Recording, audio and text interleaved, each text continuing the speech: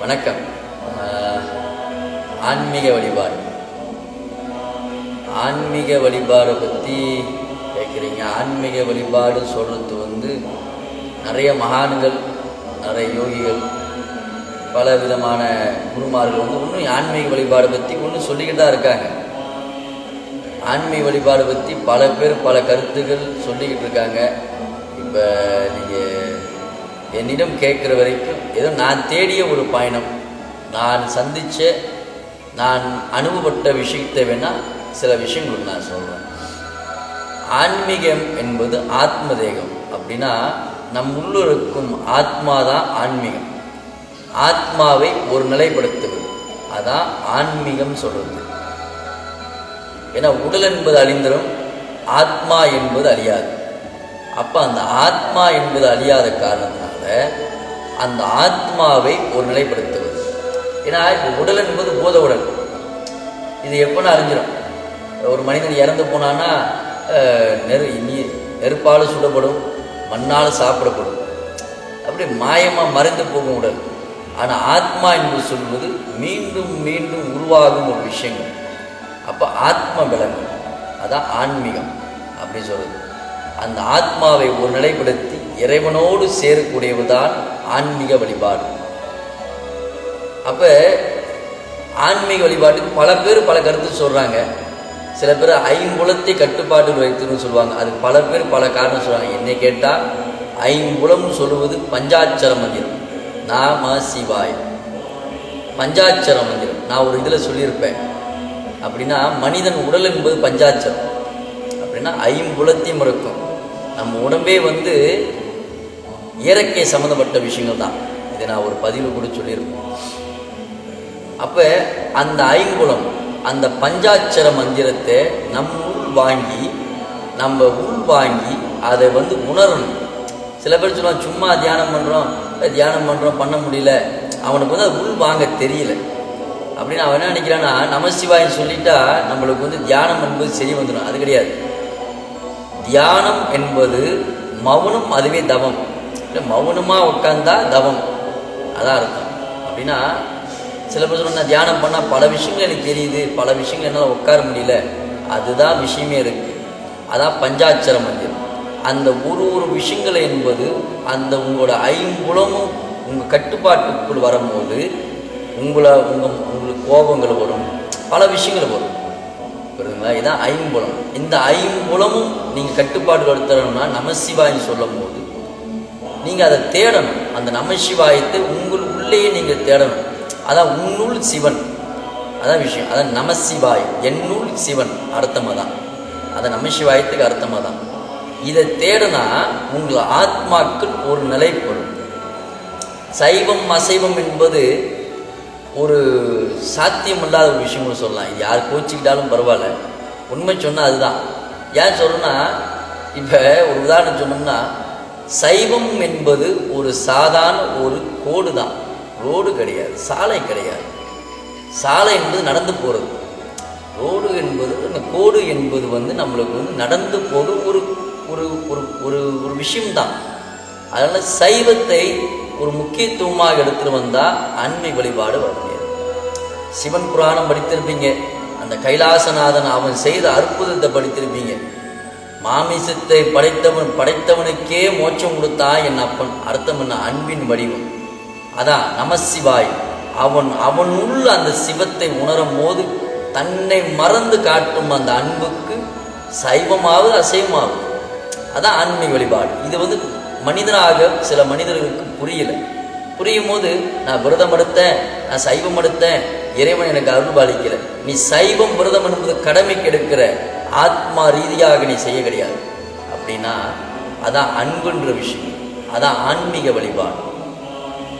ஆத்மா என்பது அழியாத ஒரு பொருள், அதான் சிவம். உடல் என்பது சக்தி, சக்தி என்பது இளந்திரம், சிவம் என்பது இழக்காது. அதான் ஆன்மீக வழிபாடு, ஆத்ம தேக வழிபாடு. அந்த ஆன்மீக வழிபாடு, அந்த பஞ்சாட்சர மந்திரத்தை உன்னுள் வசப்படுத்தி விட்டா நீ மனிதனை மிஞ்சி போய் நிற்பன்னு அர்த்தம். மனிதனை அப்பால் பட்டு போய் நிற்ப, மனிதனை அப்பால் பட்டு சிந்திக்க ஆரம்பிப்ப. எந்த ஒரு விஷயமா இருந்தாலும் நீ ஏற்றுக்கொள்ளும் தன்மைக்கு வருவ. எந்த ஒரு விஷயமா இருந்தாலும் தூக்கி போட்டு போகும் தன்மை இருக்கும். அந்த அன்பு என்பது அங்கு நிறைந்திருக்கும். கெட்டவன் நல்லவன் எவனா இருந்தாலும் நீ ஏற்றுக்கொள்ளும் தன்மை இருக்கும். அதான் மனிதனை விட்டு அப்பால் பட்டு வாழும் தன்மைக்கு நீ வருவா. அதான் பஞ்சாட்சர மந்திரம். அந்த ஐம்புலத்தையும் கட்டுப்பாடு எடுத்தோட இயற்கையை நீ வென்றுட்டுனா அர்த்தம். இயற்கையை வென்றுட்டுனா இந்த காலத்தை நீ வென்றுட்டுனா அர்த்தம். அதான் இயற்கை தான் காலம். இந்த இயற்கை தான் நம்மளின் காலம். காலம் நேரத்தை கணிக்கக்கூடியது இந்த இயற்கை என்பது பஞ்சாட்சர மந்திரம். அதான் ஐம்புலம் என்று அர்த்தம். இதை வென்றுட்டோம்னா நீ நீ இந்த காலத்தை வென்றுட்டுன்னு அர்த்தம். அப்போ உன் பேர் புகழ் இந்த காலத்தை மிஞ்சி நிற்கும் அர்த்தம். சொத்து சேர்க்கலாம், இறந்த பிறகு எல்லாம் கூறு போட்டு வித்துருவான். வித்த பிறகு சேர்த்த சொத்து மாயமாக மறைஞ்சிடும். உன் தலைமுறைகள் பேர் சொல்லும். எத்தனை வருஷத்துக்கு? ஒரு 50 வருஷம் சொல்லுமா, முடிஞ்சு போச்சு. அதோட நீ வென்ற பலன் உன்னை விட்டு விலகப்படுதுன்னு அர்த்தம். ஆனால் ஆன்மீக வழிபாடு என்பது தொடரும் விஷயம். சில பேர் கேட்கலாம், ஆன்மீக வழிபாடு எல்லாம் வாழ்க்கையிலலாம் இழந்த பிறகுதானே ஆன்மீக வழிபாடு? இது பைத்தியகார சிந்தனை. என்னை கேட்டால் 50 வயசில் ஒருத்தன் உயிரோடு இருப்பானா கூட தெரியாது. இதை உண்மை புரிஞ்சுக்கணும். மனிதனின் ஆயுள் கணக்கு 120 வருஷம் சொல்கிறாங்க, சொல்லப்படுது. 120 ஆண்டு என்று சொல்லப்படுது. ஆனால் இப்போ 50 வயது வரைக்குமே ஒரு மனிதன் தாண்ட முடியாத வாழ்க்கை சூழ்நிலை போயிடுச்சு. அப்போ 40 வயசுல அவனுக்கு சீக்கு வந்துடுது. எப்படி இறைவனை தேடுவ? எப்படி ஆன்மீக வழிபாட்டுக்கு போவ? அடிபட்டு உதப்பட்டு பிறகு ஆன்மீக வழிபாட்டுக்கு போவ? நீ தேடிட முடியுமா? காலத்தே வென்று நிற்கும் அவனை தேடிட முடியுமா? முடியாது. அதுதான் உண்மை புரிஞ்சுக்கணும். அதனால சிறு வயதிலேயே ஆன்மீக வழிபாட்டுக்கு போங்க. ஆன்மீக வழிபாடு என்பது வாழ்க்கையின் ஒரு பாதி. என்னை கேட்டால் வாழ்க்கையின் பாதி. அப்போ மனிதன் வாழ்ந்து முடிக்கும் கட்டத்தில், முடிக்கும் விஷயத்தில் ஆன்மீக வழிபாடே துணையானி. அதை இறை வழிபாடு. அப்போ இந்த உண்மைகளை புரிந்துக்கிட்டா உங்கள் பாதைகள் சரியா இருக்கும். இந்த ஆன்மீக வழிபாட்டு கேட்கலாம். ஆன்மீக சில பேர் போய் சொல்கிறான், சில பேர் பணத்தை சம்பாதிக்கிறான். எல்லாம் உங்கள் கேள்விகள் தொடரலாம். இது ஒரு விஷயம் சொன்னா, அவனை பற்றி நீ பேசாத. நீ ஆன்மீக வழிபாட்டுக்கு போறியா? நீ தெளிவாரு. இதான் விஷயம். நீ தெளிவாக இருந்தா எது இவன் காசு புடுங்குறான், ஆன்மீக வழிபாட்டை வியாபாரமாக செய்யறான், ஏன் போற? இதான் விஷயம். ஆன்மீக வழிபாடு என்பது இதுதான் உண்மை. உண்மை என்பது விஷயம் இதுதான்.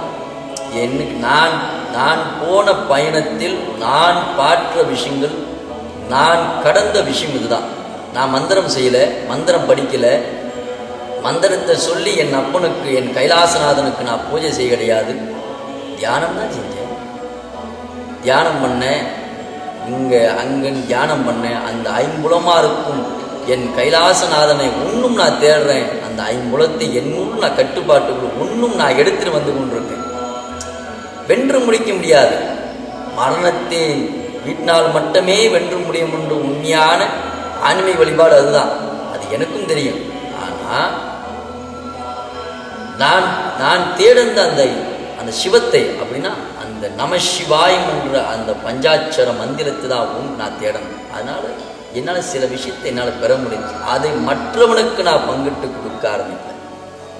இதான் விஷயம். நான் பெற்ற விஷயத்தை மற்றவனுக்கு நான் கொடுக்க ஆரம்பித்தேன், சொல்ல ஆரம்பித்தேன். இதான் பஞ்சாட்சரம். இது நான் தேடிய ஒரு விஷயங்கள்.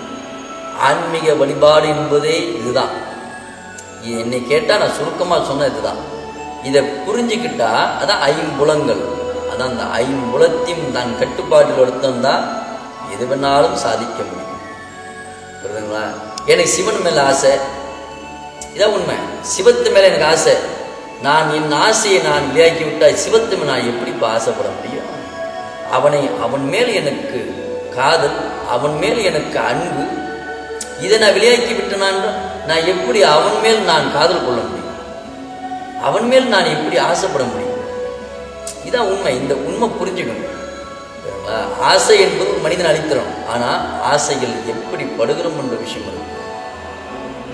புரியுதுங்களா? இது இந்த உண்மை புரிஞ்சுக்கணும். இது இந்த உண்மைகளை தெரிஞ்சால் மட்டுமே ஆன்மீக வழிபாட்டில் ஒரு நிலையான ஒரு விஷயத்தில் நிற்க முடியும். நிற்க முடியலன்னா முடியாது. ஆன்மீக வழிபாட்டில் தீவிரமாக போனவன் நகை உடுத்த மாட்டான். ஆன்மீக வழிபாட்டுக்கு தீவிரமாக போன உடைகள் மாறும், தோற்றங்கள் மாறும். இதான் ஆன்மீக. அதான் ஐம்புலத்தையும் தன்வசம் படுத்த தெரிந்தவனுக்கு இந்த இயற்கை சார்ந்து அவன் வாழ ஆரம்பிப்பான். அதான் இயற்கை சார்ந்து வாழ ஆரம்பிப்பான். இது இந்த உண்மைகள் நிறைய இருக்கு, பேசும் நிறைய போகும். சுருக்கமாக என்னிடம் கேட்ட வரைக்கும் நான் தேடிய பயணத்தை நான் சொல்லியிருக்கேன். இதான் ஒரு விஷயம். நம சிவாய். சிவாய்.